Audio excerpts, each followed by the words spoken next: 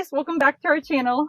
Yep, this should be probably the third video on YouTube. We had the first video, then we're gonna put in our wedding video, and we're still in the same spot as our first video, because we're making the first two pretty much at once. But or the first one and then the third one, because the second one's gonna be our wedding. So as much as we can get through today, we're gonna try to. So, yeah, we kind of just wanted to catch you up. So the first video is kind of a little bit of an intro / a little bit about us, which you guys will learn a lot more going forward. But this video, we want to just kind of get right into the nitty gritty of, you know, why we're making YouTube in the first place, because it's due to our infertility, and kind of wanted to go through the process and the steps we took to like try to get pregnant and to find out that we did have infertility issues. Yeah. So I think we'll go into like trying for a while. I think that's today's like topic. So back in January of 2022, we started trying in hopes of announcing our pregnancy at our wedding in April of 2022. I know that's controversial. Controversial, yeah. We might have started in December, maybe. I don't know. Yeah, I think actually probably. But I don't have any documentation of the December one, so I know for sure we started in January. We started in January. We thought that, you know, we were for sure going to get pregnant in the first month. We have a little video that we might edit. We might send a little clip into here. Sorry, update. This is what your dad looks like.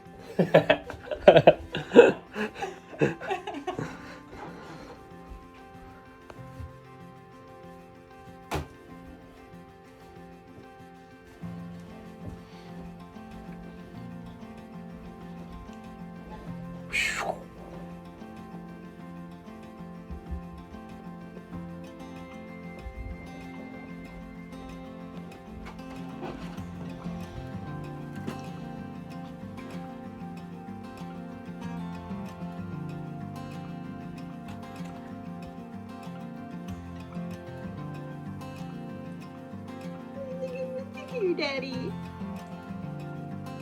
Yeah. Let's get the Shiloh cat reaction.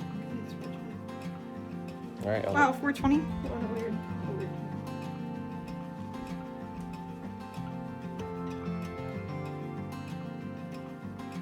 Go ahead. What is it? Just basically the very first month after us trying, and her before her period, you know, doing pregnancy tests, and us thinking that we're going to get pregnant because, you know, it's just going to work like that. And this was like, you know, we had no idea, not the littlest bit of doubt. Yeah, slightest bit of doubt or anything. We're like, you know what? First month, we're going to get pregnant just like that. Boom, bada, bam. We got a video and everything, like, you know, going to look at the pregnancy test, thinking that, oh boy, little did we know, huh? Yeah. Now it's a year and a half later, actually more than that. Making this. But it's okay. We're here. So, so I kind of wanted to share. So in January through January of 2022 to 2023, we used like the pre-mom app. So we tracked our ovulation, and we would have sex in the morning, sex at night. Like, we would try all of the different things, different tips and tricks. We would try diet. We gave up drinking, caffeine. We used pre-seed, which is a lube that actually helps like sperm get to the ovary. We tried that because we weren't sure if that was the problem. We've tried, I think, pretty much every single little tactic that you can try to conceive. Yeah, so the first couple months we're pretty much just trying right around the ovulation window. Then so every other day, every day, we tried it all. Yeah. So first 2 or 3 months, and then 4 or 5 or 6 months in, we're really drilling it down. Like, she's tracking everything. We're doing everything the way you should. Like, I mean, literally, like, I mean, it was crazy. We would have thought for sure we would have been pregnant 6 months in, you know.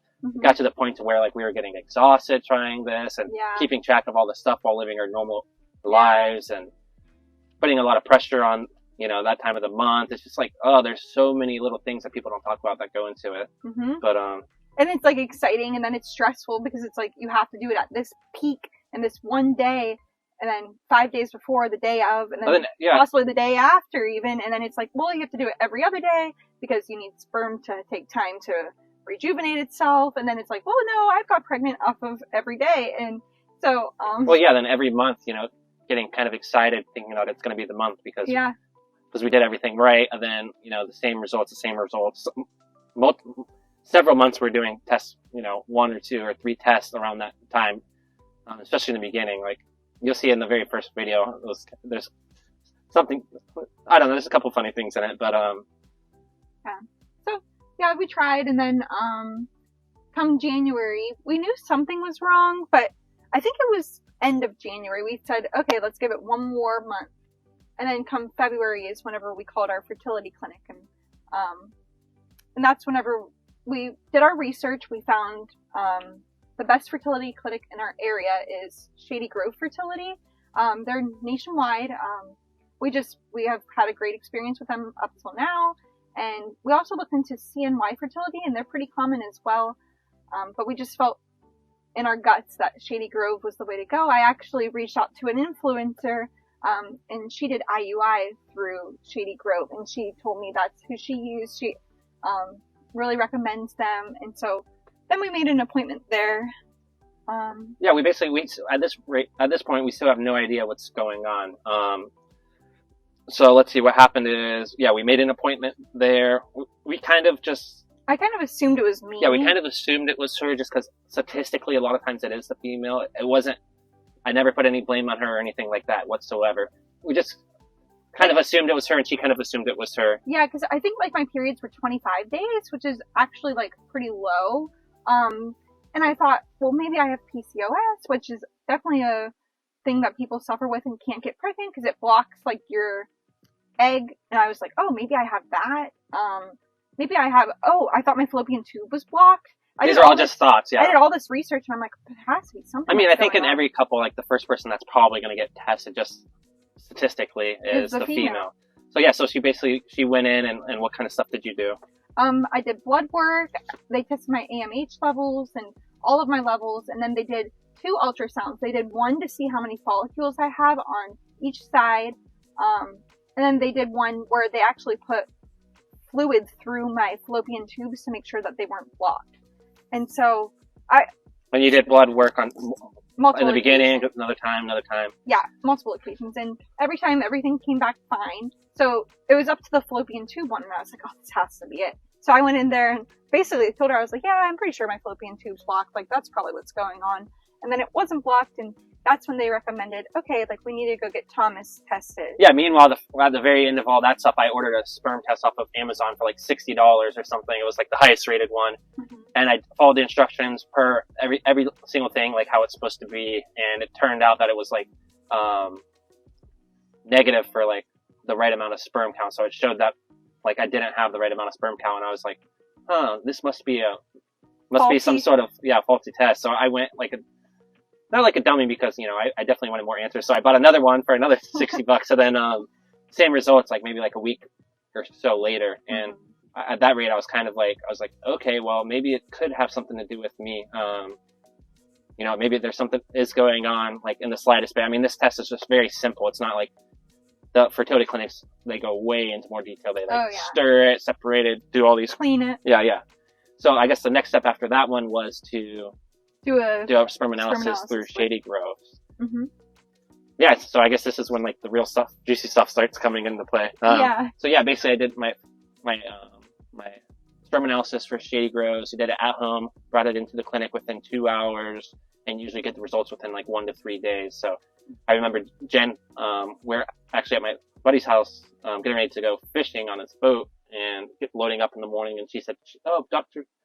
Sprague called, and Shady Grove is on the phone. So we ran out of their house and ran down the street. Yeah, because we're not telling anyone that nobody knew that we were having issues. Everything was very private. We kept it private for a really long time. That's another reason why we're doing YouTube. It's just so we can share this with our friends and family too, if they ever want any updates. But it's easier, I think, just to do this one time, because it really is emotionally exhausting, telling people, and then certain people's reactions are not the best. And so that's really, really hurtful for someone in a very fragile state, I would say. Well, everyone just looks at it different. I mean, so. But, anyways, so Dr. Sprague called, and she told us that, she basically says that they found 0 sperm, so I have a condition called azoospermia, which is an absolute absence of sperm in the semen. So if you have like 2 or 3 million sperm per milliliter, that's considered like bad, and like your only chance of getting pregnant would be to do IUI, because it's just not going to happen naturally. So your only chance would be to do IUI. So she said that I had 0 sperm, which is like, holy cow! Like even if I had like 300 sperm, even if I had 100,000 sperm, it's considered really bad. Wow. But I had 0, which is like a huge shocker. So my first thing that I wanted to do is like, oh man, I need to get tested again. Like maybe something faulty happened or whatever. I know that sounds crazy. That was the 3rd test. But trust me, there's going to be more tests. Yeah, and I think when you go through something like that, like it's very hard to like believe it, because for him, he's in such good shape and he's healthy. Like we gave up alcohol, we gave up caffeine. Like none of it really made sense to us. We just didn't understand. And so, of course, I mean, we trust the doctors and everything like that, but we're like, no, something's wrong. Like, no way. Like, there's no possible way that it's 0. Yeah, so maybe like 2 weeks later, I did another semen analysis through them, and I get these kind of confused because in total, you're going to hear that I did 5 through them, which sounds crazy at this point, but that's how many that I've done additional than the Amazon ones.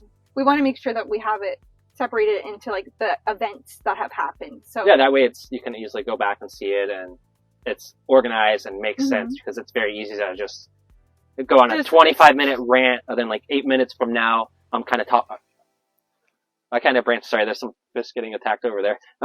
It's 8 minutes from now, I could easily be touching base on stuff I already touched on before, because it's a whole whirlwind of information, I think. Yeah, but it's okay. We're gonna just share like our trying part, and then stay tuned for our next video. That's the major one that we're going to really get into, and how we're handling the results of his diagnosis. The results and our next steps, because it's happening, and yeah. And we're excited to talk about it. So. Yep. All right, we'll talk to you next time. Thank you. Thank you.